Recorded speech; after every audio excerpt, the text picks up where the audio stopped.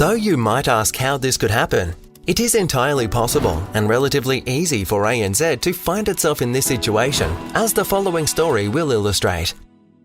Andrew, a tax resident of both the Republic of Ireland and the United Kingdom, recently moved to Australia and opens a savings account on anz.com. As is required, he completes his KYC 100 points of identification.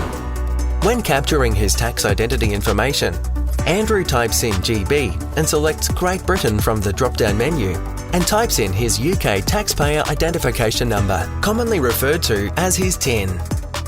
Now, when capturing his Irish information, he selects IR and enters his Irish TIN. IR happens to be the ISO country code for Iran.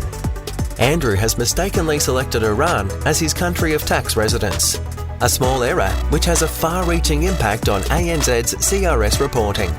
Andrew's tax identity information is then included in ANZ's CRS report and submitted to the Australian Tax Office, the ATO, on the 31st of July. Unfortunately, a few more Irish tax residents make the same error when opening an ANZ account, and very soon there are a number of Irish tax residents who, like Andrew, have declared themselves to be Iranian tax residents. A few months later, the ATO approaches ANZ to inquire about the number of Iranians included in their CRS submission. They provide ANZ with a list of Iranians that were reported to them and requests to view the actual self-certificate data. ANZ immediately trawls through their records to find the self-certificates for the customers in question and provides the ATO with the requested information. The Australian Tax Office gets in touch with Andrew and he irately denies stating that he is a tax resident of Iran. When ANZ also contacts him, not only is he annoyed by the mistake, he raises a complaint and closes his account. He is not alone, and ANZ receives a number of complaints from customers with the same problem. The ATO, also not happy, then comes back to ANZ and demands that they immediately fix the problem, suggesting the implementation of better controls. With all the existing system updates already in the queue for development, ANZ has to implement a manual workaround at significant cost to check all sanctioned countries for the next 18 to 24 months.